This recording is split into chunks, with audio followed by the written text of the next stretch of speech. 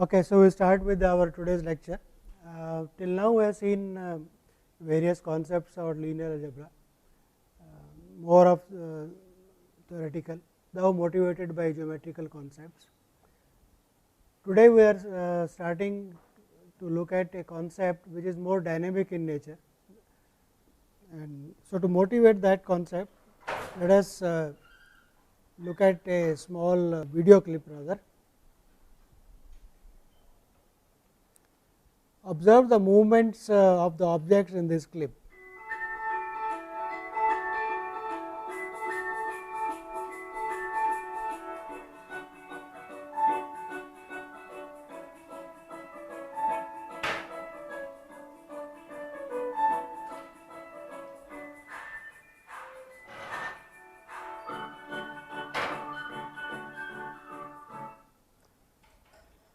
So, what are the kind of movements that you saw in this clip?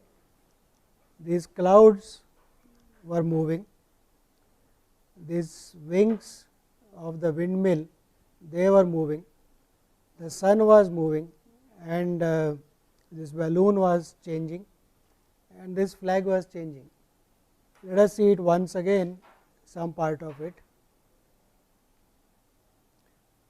and observe the various movements.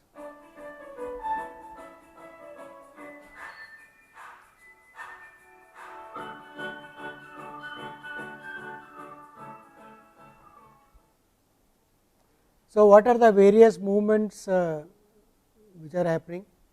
Clouds were moving in certain direction, the sun was moving in along a particular path, the flag was shifting its position, and the balloon was becoming bigger or smaller. So, these are various things which we use in life, which we observe in our day to day life, and which have been used in this particular clip. So, let us see what are those things. So, movements were shown, and some of them were reflection, the flag changing, okay. Then scaling, balloon becoming bigger and bigger, retaining the shape, that is called scaling. Then there was rotation, the sun was moving along a circular path. How are these movements described mathematically? So, basically the idea is to look for maps, let us call it as a map T from R3, that is our word, okay, to R3, which preserve collinearity. What does collinearity mean? They take lines to straight lines, they do not change the straightness of 3 points. If 3 points are collinear to start with, then their images also remain collinear, right. So, lines go to lines. So, origin remains fixed in some of this, right. In translation, origin does not remain fixed, but in rotation, reflection, scaling, all these things, origin remains fixed. And third, the proportionality is maintained, the proportionality division ratios are maintained. If u and v, u, v and w are in a particular ratio, these points on a straight line were in a particular ratio, then the images also maintain the same ratio. So, question mathematically comes, what are the maps from R3 to R3 which have these three properties, which we observe in day to day life and which are useful. So, one can prove a theorem, will not prove that theorem, it is not very difficult, but we will assume it, that if T is a map from R3 to R3, then these two statements are equivalent. One, T preserves collinearity, division ratios, and leaves origin fixed. Those are the transformations we want to look at.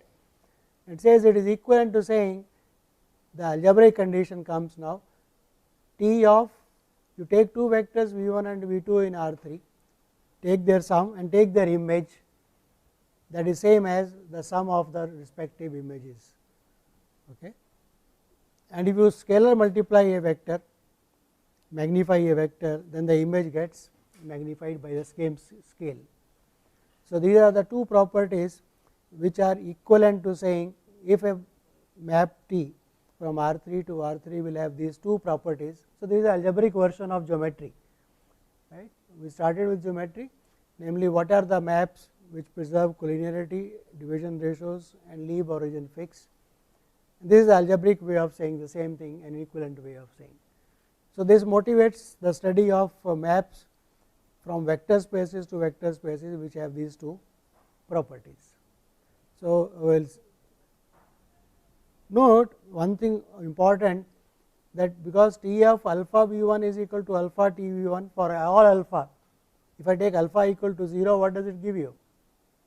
T of 0 is equal to 0. So, such maps will leave origin fixed, right. So, that is a consequence of this property, origin is fixed, T of 0 is 0, right. And note another thing,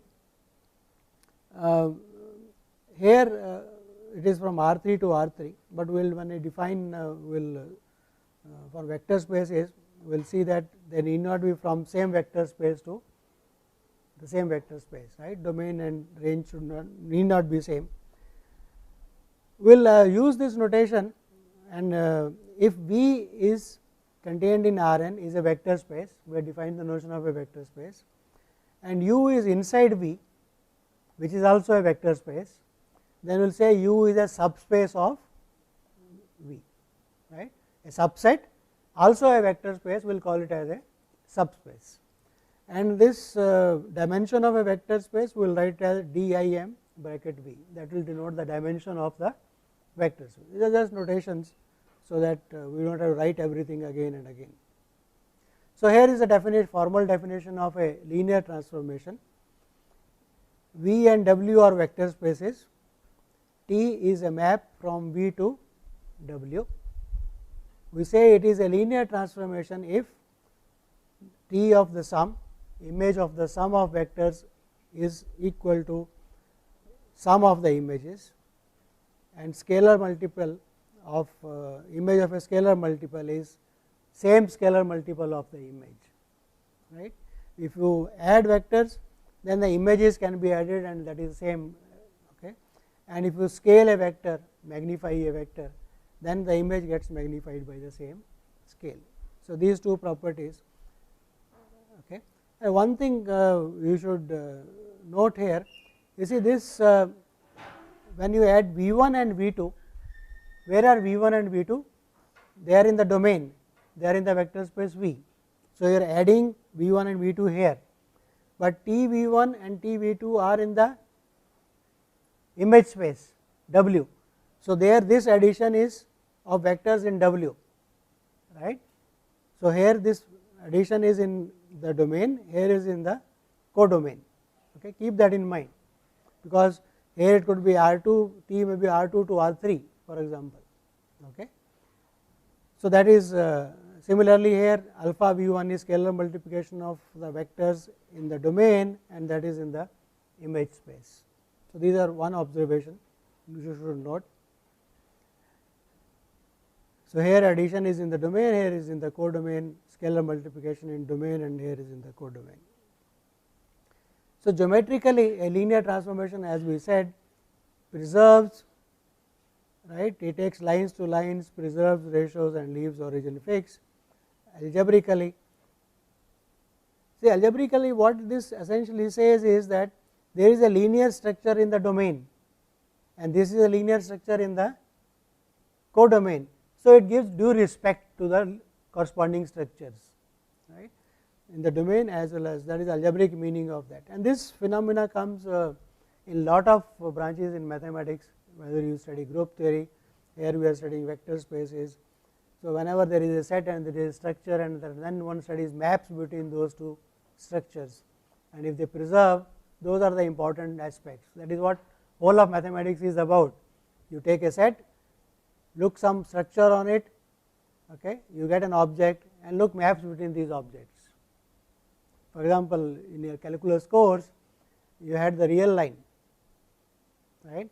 On the real line, what is the structure? There is a notion of distance on the real line. So, notion of limits makes sense on the domain. closeness makes sense. You can take a range to be R or R2 or R3, there also is a notion of distance.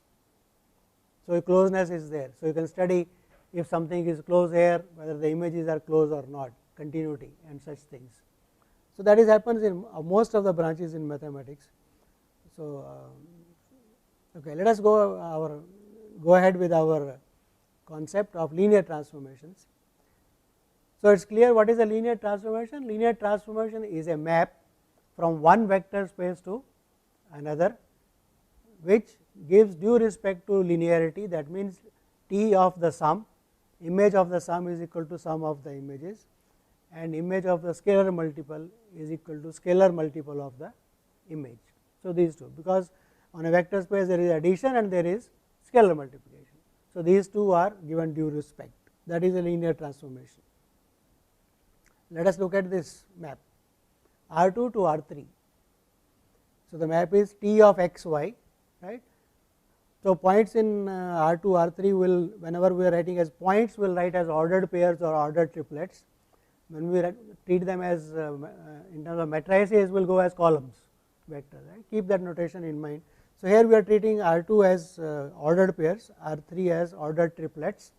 So, for a point x y in R2, so x y in R2, what is the image? Image is 3 components. First component is x plus y, second is y, and third is x minus y, right. So, this is the map from R2 to R3. We want to know whether this is linear or not. Is this map linear or not? So, what we should look at? We should take 2 points x1, y1, x2, y2, take scalars alpha and beta, take a linear combination of them, alpha x1, y1 plus beta y1, y2, x1, x2. Look at the image, look at the images of the original points C of x1, y1, T of x2, y2, and take the linear combination, that two should be equal, then it will be a linear map, right. So, to verify this, let us look at T of alpha x1, y1 plus beta of x2, y2. These two vectors are added, right, with scalar multiples. T of that we want to compute. So, first what we do is we add these two vectors here anyway, right. So, if you add them, you will get alpha x1 plus beta x2, the first component, second component is alpha y1 plus. Now, T of that. So, what is T of a ordered pair? Add x and y components, y component remains as it is, x minus y. So, this first component alpha x1 plus beta x2 plus alpha y1 plus beta y2, that will be the first component, second remaining as it is. So, alpha y1 beta y2, that remains as it is, third difference of the two. So, that is the image of this, right. On the other hand, if you want to calculate, you can calculate alpha times T of x1 y1 plus beta times T of x2 y2. So, what will be that? So, this will be alpha times x1 y1, y1 x1 minus y1, right, that is the image of the first one, beta times image of the second. So, x2 y2, y2 x2 minus y2, and simplify, both will come out to be same. So, that is what it means by checking whether something is linear or not, right. So, take two vectors v1 and v2 in the domain, take a linear combination, take the image, take the images of the original vectors, take their linear combination by the same scalars, and two come out to be same. So, that is linearity. Okay, so, T is linear. Let us look at this. So, T of x y, it is from R2 to this is a typo here, this is R2 to R2, right. X y goes to x plus alpha comma y plus beta. So, x component you add alpha, y component you add beta. Question is it linear or not, right. Obviously, it is not linear, because in the linear, if T is linear, T of 0 should be 0. If I put x is equal to 0, y equal to 0, then it is alpha beta. So, alpha may be 0, beta may be 0, both may not be 0, one of them may be 0. So, if both are 0, then it is a linear transformation, but in that case what you are doing? Nothing, it is an identity map, x y goes to x y. So, if either of alpha or beta is not 0, then this is not linear, right. And what is this basically? This is what is a translation. You are taking a vector and just translating the vector by a fixed vector alpha comma beta. So, translations in plane or even in R3 or in any Rn are not linear transformations, because they do not leave 0 fixed unless the translation by the trivial vector. So, this is called translation. So, keep in mind translations are not linear. Whenever you want to check something is linear or not, the first thing you should check is whether T of 0 is 0 or not, right. That is a necessary condition. So, T linear implies T of 0 is 0. So, that is a necessary condition. So, always we want to check something is linear or not, first verify the necessary condition, right. That is how necessary conditions are used. So, it is not linear, okay. And this is of it causes some problem in computer graphics. See, we will show later on that these motions, translation, rotation, deflection, such things are used in computer animation, right. So, when you want to do computer animation, you have to tell the machine that at this point this line is to be rotated, like a robo is there standing and the arm moves, right. So, that means this is my center where I want to rotate and by how much angle I want to rotate. But how do I give a command to the computer? It does not understand rotate. So, all this is done via matrices. Okay. We will see how this command can be given by a matrix and then to a computer, and that computer does the job, right. So, that is possible, but the problem comes linear, this translation is not linear. That causes a problem, because to give a command to a computer we need to convert a linear transformation to a matrix, and linear and rotation translation is not linear. So, you cannot convert directly into a matrix. So, what is done is one introduces a dummy variable, right, and then converts this into, from R3 one goes to R4 actually, and then does it. So, you will learn these things if you are doing computer animation, computer graphics, you will learn there what are called projective coordinates. So, we will not go into that because idea is to introduce things. Okay. So, let us look at some particular ways of introducing linear transformation. Examples, they come from matrices. So, till now we have been treating matrices as collection of right rows and columns of numbers which help us to reduce right express linear equations as a system of linear equations and do various jobs. Here is a dynamic version of it. So, take a matrix of order m cross n. Okay. Consider the map T A. This A indicates that this map depends upon the matrix A. It is from R n to R m. So, keep in mind here matrix is of order m cross n. The map we are defining is from R n to R m. So, there is a switch. Okay. And how it is defined? For a vector u in R n, if u is a vector in R n, A is a matrix of order m cross n. So, you can multiply A with u, you can multiply A with u. So, m cross n, this vector is n cross 1, u as a column vector we are treated as column. So, what will be the result? M cross 1. So, that will be element in R m. Clear? So, given a matrix of order m cross n, you take a vector u in R n and multiply as matrix multiplication, you will get a vector in R m.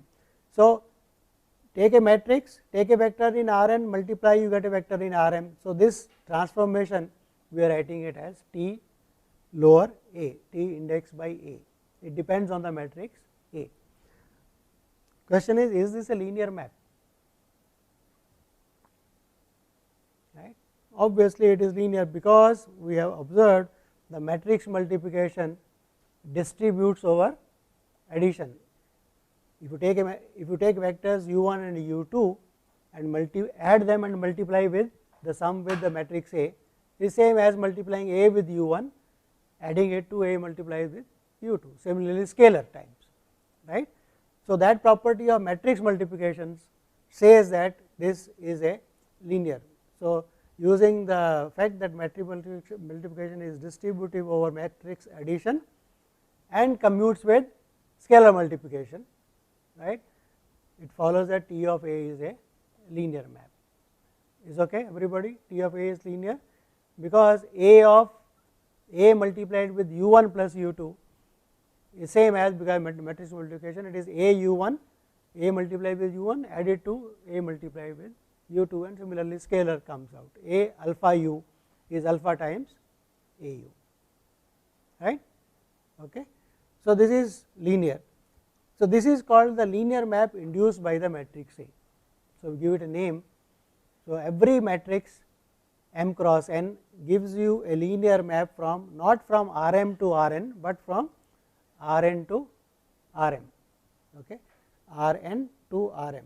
So, this, keep that in mind. So, note A is M cross n, but T A is from Rn to Rm. Want to look at some particular cases of this, we will take a special matrix and see what is the effect happening. So, let us look at that. So, look at this matrix, cos theta minus sin theta, cos theta, right. Theta is some angle between 0 to 2 pi. Let us take a vector x y in R2, right, and let us say that x is a point in R2, x y. So, polar coordinates. So, what are the polar coordinates? X is equal to r cos alpha, y is equal to r sin alpha, right. So, let us multiply this matrix by this vector and see what is the outcome. Okay. So, when you multiply T of x y, right, T of the image is the matrix multiplied by the vector. This vector is, right, what was x? X was r cos alpha, y is r sin alpha. So, when you put these values r cos alpha cos theta minus r sin alpha sin theta and put and use the trigonometric identities, what is this? R of cos theta plus alpha and this is r of sin theta plus alpha. So, what has happened? Earlier the point had polar coordinates r cos alpha, r sin alpha.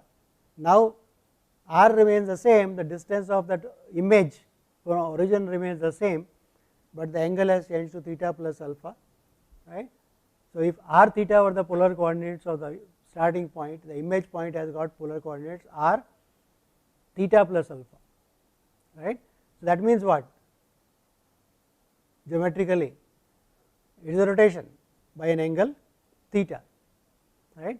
So, this matrix multiplication gives you rotation by an angle theta, depending on theta positive or negative, clockwise or anti-clockwise. Okay. Right. So, let us look at one more. So, this is rotation by an angle theta. Let us look at this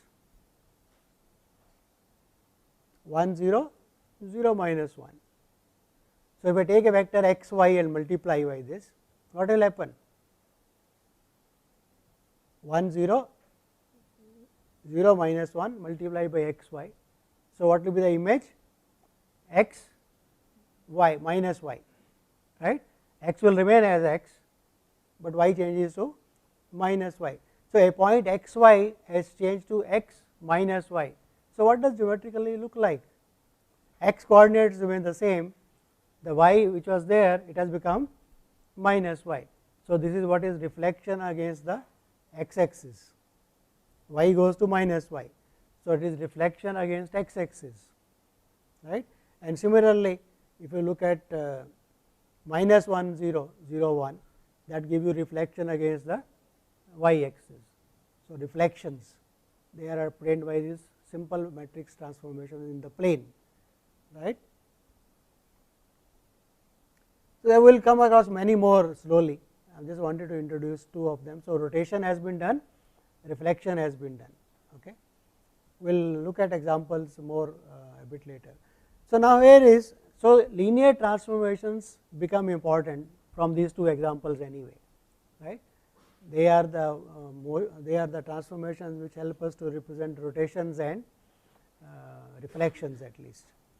Now, here is a important theorem which says if T is a linear transformation from V to W, and let us fix a basis of the domain, that is V. So, V1, V2, Vn is a basis, and not only it is a basis, we have fixed that the order of the vectors which are appearing in that as a set, that also is fixed. We fix the order also, right. So, V will remain as the first one always, we will not shift the position of V1 to V2 or anything. So, such things are called ordered basis, right. You take a basis and fix the order in which the vectors in the basis are going to be written, okay. That is called an ordered basis. So, what does basis of V mean? What is the meaning of saying that something is a basis of vector space V? Every vector in V is a linear combination of the basis elements. Not only it is a linear combination, it is a unique representation. If a vector V is written as sigma alpha I V I, then those alpha i's are unique. You can't have more than one representation because of independence, if you recall. That is what the importance of independence was. Generates and independent, everything should be a linear combination and unique representation should be there. So, we are fixing a ordered basis V1, V2, Vn. Then the claim is T is uniquely determined by the values on these n vectors V1, V2, Vn. That means, T is a linear transformation on a vector space V. If we fix its values on basis elements, then its value for every vector is fixed. That means, to determine a linear transformation completely on a vector space of dimension say n, there is a n elements in the basis, you need to know only the values on the basis elements. Where does this basis vector go? That is all, nothing more is required. So, let us see why that is so. So, let us look at any vector V. By definition, we have got a basis V1, V2, Vn. So, every vector must be a linear combination, so and unique one. So, V is a unique linear combination of V1, V2, Vn. That means, V is a linear combination. That means, what? V is equal to alpha 1 V1 plus alpha 2 V2 plus dot dot dot alpha n Vn, and these scalars alpha 1, alpha 2, alpha n depend on V, but they are unique for V. You cannot have two choices for any one of them. There is only one choice for representing V as a linear combination, that is uniqueness. But if T is this, so what is T of V? T of V is T of the linear combination, but T is linear. So, what is T of the linear combination? It is a linear combination of the individual ones. So, T of V is T of the sum sigma linear combination, which is same as sigma alpha I T of V I by linearity of T, right. Now, if these T i's are fixed, T of V i's are fixed, right, we have said, and only choice is alpha i's, right. If you know the values of T V i's, alpha i's are fixed, then this value is fixed now, right, because given a vector V, alpha i's are fixed, right, there is unique choice, and if we know T of V i's, we know T of V, right. So, once you fix the values of a linear transformation on the basis vectors, its value for every vector is fixed. There is only unique way you can do it, right, and that is here, that if V is sigma alpha I V I, then T of V is sigma alpha I of T linear combination of T V i's. So, if T V i's are fixed, alpha i's are unique for the vector V, so everything is fixed, right. So, this equation specifies that unique value for T of V in terms of the values T V1, T V2, once you fix them. So, this is very important. It says that to know value of T on any vector in the vector space, you have to know only the values on the basis elements, right. That is what is important, right.